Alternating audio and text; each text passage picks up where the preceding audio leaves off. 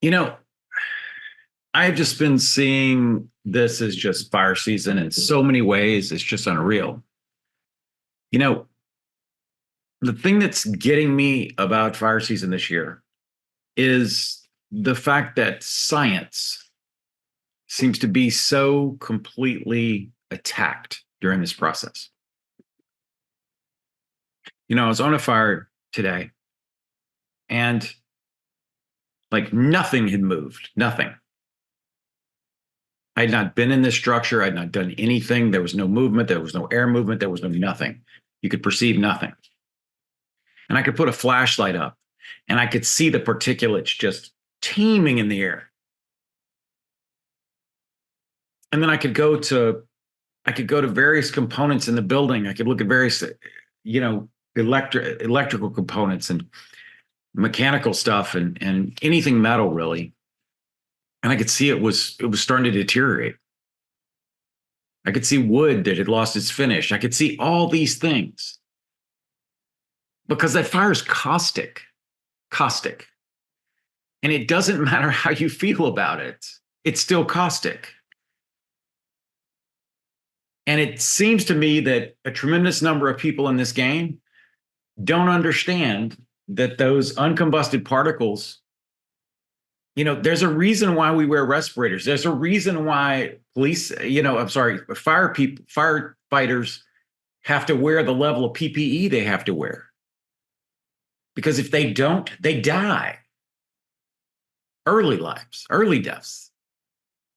So if the fire department, in the time that they're there, for their limited exposure, but repeated exposure, can get into all this trouble, then what the hell's going to happen to the insured? What happens to the adjuster who walks in and out of there over and over again without a freaking respirator? What happens to the mitigation guy, the fire inspector? I've seen 6 fire inspectors, 6 in the last 2 months, 6 that didn't wear a respirator. And when we asked them about it, even had one where the mitigation provider said, look, I did all the counts on this and it's not a safe place without a respirator. You got to put a respirator on when you come in here. And the fire inspector said, what? He said, nah, I'm not doing that. I do this for a living. So you do this for a living? You do it for a living and you just don't protect yourself at all. So if the fire inspector is anti-science, the adjuster is anti-science,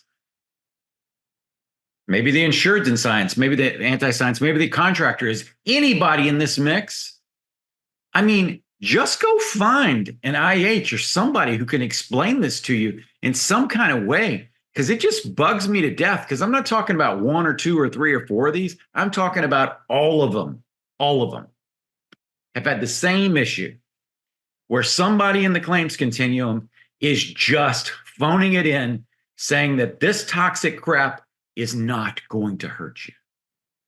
And that's not true. If that was true, it wouldn't eat everything when you leave it in a structure. Just saying. Vent done. Peace, y'all.